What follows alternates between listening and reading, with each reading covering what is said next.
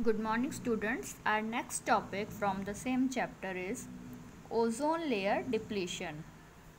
Ozone layer depletion क्या होता है? ओजोन लेयर बेटा आपने देखा होगा कि जो हमारा अर्थ है, ठीक है, तो अर्थ के अराउंड कुछ लेयर्स होती हैं। तो जो उनमें से कोई एक लेयर है जिसको हम ओजोन लेयर कहते हैं, जो हमारे अर्थ को प्रोटेक्ट करती है सन से जो हार्मफुल रेडिएशन आते हैं। Harmful radiation means UV radiation, ultraviolets जो रेज आते हैं वो हमारे अर्थ को प्रोटेक्ट करती है। जैसे कि अगर मैं आपको समझाऊं कि जैसे ये अर्थ है, ठीक है, अर्थ के अराउंड ये लेयर्स हैं और यहाँ सन है। तो सन से जो हार्मफुल रेज आ रही हैं तो ये क्या करती हैं, ये जो रेज हैं ये हमारी अर्थ को ये जो रेज है हमारी अर्थ तक पहुँच नहीं पाती है, जो हार्मफुल रेज है अल्ट्रावायलेट रेज। क्यों? क्योंकि ये जो लेयर बनी हुई है इसको हम कह सकते हैं ओजोन लेयर है। ये जो लेयर है ये हमारी अर्थ को प्रोटेक्ट करती है और जिस वजह से जो हार्मफुल रेडिएशंस हैं वो वापस चली जाती हैं, ठीक है। तो इसी तरह इसी को हम कहते हैं ओजोन लेयर, कि अर्थ को प्रोटेक्ट किया ओजोन लेयर ने सन से आने वाली हार्मफुल रेज को। लेकिन अब आगे से आगे क्या हो रहा है कि ये जो ओजोन लेयर है, ये जो मैंने आपको लेयर के बारे में बताया, जो ओजोन लेयर है ये डिप्लीट हो रही है, मतलब कि ख़त्म हो रही है। अगर ये ख़त्म होनी शुरू हो जाएगी ये लेयर धीरे धीरे अगर गायब हो रही है तो उससे क्या होगा, जो सन से जो हार्मफुल रेज आ रही हैं वो डायरेक्ट हमारे अर्थ पर आना शुरू हो जाएंगी और अर्थ को और इन्वायरमेंट को हार्म करेगी, ठीक है। हार्म कैसे करेगी वो सारा हम इस चैप्टर में पढ़ेंगे, ठीक है। तो ओजोन लेयर क्या है? There is a layer of ozone gas around the earth between 30 kilometre and 60 kilometre above its surface. It is a constituent part of the atmosphere. This layer is called stratosphere. The layer below it is called troposphere. Troposphere आपने सुना होगा। जो troposphere है, जो हमारा जो ozone layer है वो ट्रोपोस्फेयर में ही प्रेजेंट है, ठीक है। Ozone layer is also present in the troposphere. यहाँ से एक नंबर का क्वेश्चन आ जाता है कि अगर आपसे कोई पूछे कि ओजोन लेयर कहाँ प्रेजेंट है तो आप कहेंगे ट्रोपोस्फेयर में। तो आपको मैंने समझा दिया है कि ओजोन लेयर डिप्लीशन क्या है या ओजोन लेयर क्या है। सन से आने वाली हार्मफुल यूवी रेडिएशन जो है डायरेक्टली अर्थ पर ना पड़े, उसको बचाने के लिए जो अर्थ के आसपास एक प्रोटेक्टिव लेयर बनी हुई है उसको हम ओजोन लेयर कहते हैं, जो हमें सन की हार्मफुल यूवी रेडिएशन से बचाती है।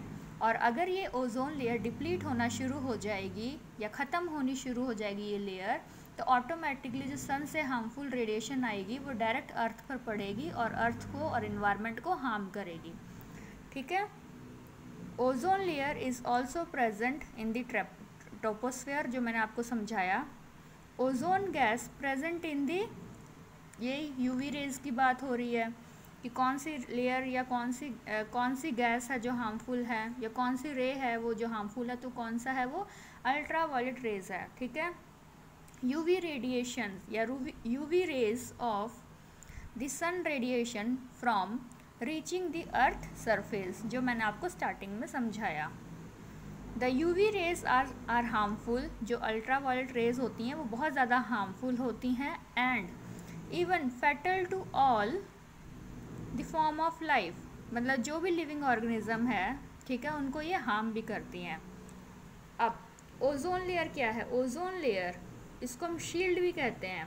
ये शील्ड क्या है? ये हमें प्रोटेक्ट करती है, ठीक है। Shield work as a life line, ये एक लाइफ लाइन की तरह काम करती है, जो कि हम ऑल लिविंग ऑर्गेनिजम्स को, वेजिटेशन जो हमारी है, प्लांट्स है, एनिमल्स हैं, ह्यूमन बींग्स है, सबको प्रोटेक्ट करती है और बचा के रखती है हार्मफुल रेडिएशन से। दिस लेयर इज़, ये जो लेयर है ये बहुत ही ज़्यादा थिन होती है, बहुत पतली, एक पतली सी लेयर होती है, जैसे मैंने आपको यहाँ पर समझाया। ये है ये लेयर, ठीक है। ये जो लेयर है बहुत थिन होती है, पतली होती है, जो कि अब धीरे धीरे आगे से आगे क्या हो रहा है, डिप्लीट हो रही है, ख़त्म हो रही है। ठीक है, ख़त्म कैसे हो रही है, क्या रीज़न है, ख़त्म होने के रीजंस भी हम आगे पढ़ेंगे इसके बारे में। अब क्या है, जो सनलाइट जो आ रही है डायरेक्टली, उसके साथ हार्मफुल यूवी रेडिएशंस भी आते हैं जो कि इन्वायरमेंट को और अर्थ को हार्म करती हैं। उसी से हमें ये ओजोन लेयर बचाती है। ओजोन जो है इसको हम किस तरह भी लिख सकते हैं, ओजोन लिखते हैं, और साथ ही साथ इसका फॉर्मूला है O3। It has 3 atoms of oxygen. इसके 3 एटम्स होते हैं ऑक्सीजन के। ठीक है, यहाँ पर लिखा हुआ भी हमने 2+2 करके किया हुआ है कि वो कंबाइन हो जाता है ऑक्सीजन के साथ। उसके बाद ये ऑक्सीजन जो है ऑक्सीजन 2 प्लस जो है ये फिर से ऑक्सीजन इक्वल टू ये O3 बन जाता है। मतलब कि O3 मीन्स ओजोन, ये इसका फॉर्मूला है। O3 means ozone. हमने पहले भी स्टडी किया हुआ बहुत बार कि जो ओजोन लेयर है कहाँ पर प्रेजेंट है, ट्रोपोस्फेयर, ये मैं आपको स्टार्टिंग में भी बता चुकी हूँ। That is below to the stratosphere. जो स्ट्रेटोफेयर है उसके बिलो प्रेजेंट है। This layer prevent the heat radiation from the earth. ये भी हमें पता लग गया, जो हीट रेडिएशन आ रही है, यूवी रेडिएशन आ रही है, अर्थ को उससे प्रोटेक्ट करके रखती है। जैसे बेटा अगर हम बात करें कि आप देखते हो कि सूरज की किरणें जो है हम पर जो पड़ रही हैं वो डायरेक्टली नहीं पड़ रही है, वो बहुत सारे लेयर्स को क्रॉस करके आ रही है। उनमें से एक लेयर है ओजोन लेयर। ठीक है, तो उस ओजोन लेयर को भी क्रॉस करके वो सूरज की जो रोशनी है हम तक आ रही है। अगर ये ओजोन लेयर ख़त्म हो गया तो डायरेक्टली सन की जो लाइट है, जो रेज़ है, वो हम पर पड़ेंगी, अर्थ पर पड़ेंगी, और हमें बहुत हार्म होगा उसका।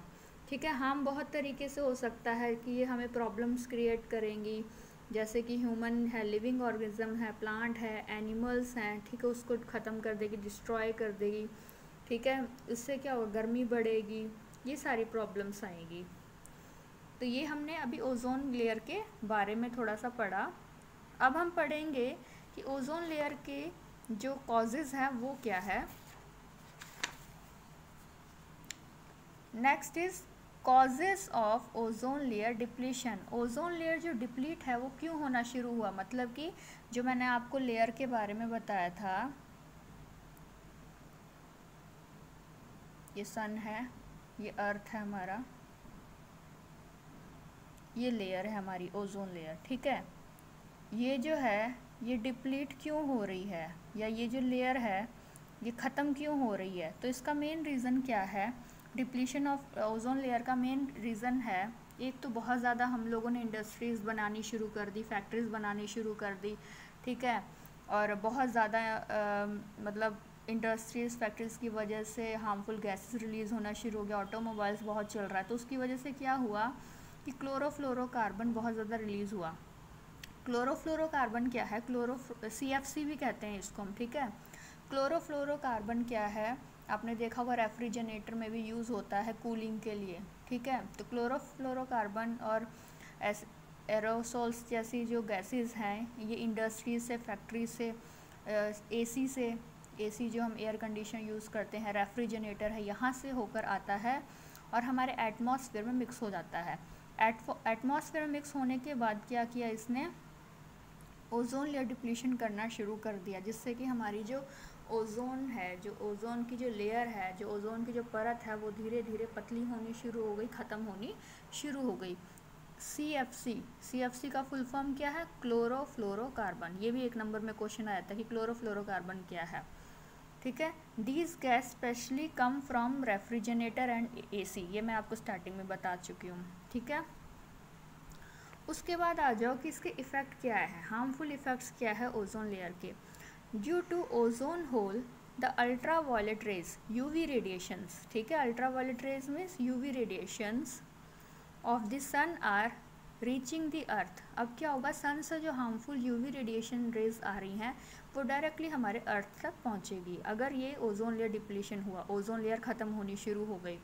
UV rays are very harmful for the living organisms. Living organisms means plant, animal and microorganism and human beings, हमारे लिए बहुत हार्मफुल है। UV rays are harmful to human also, ये मैं आपको बता चुकी हूँ, जिससे क्या प्रॉब्लम आ सकती है, कैंसर जैसी बीमारियाँ, ठीक है, स्किन कैंसर हो सकता है। और number of plants and animal species जो है वो ख़त्म हो जाएंगी, अफेक्ट होंगी तो ख़त्म हो जाएंगी। साथ ही साथ increasing the temperature of the earth, और अर्थ का टेम्परेचर भी इंक्रीज़ होगा।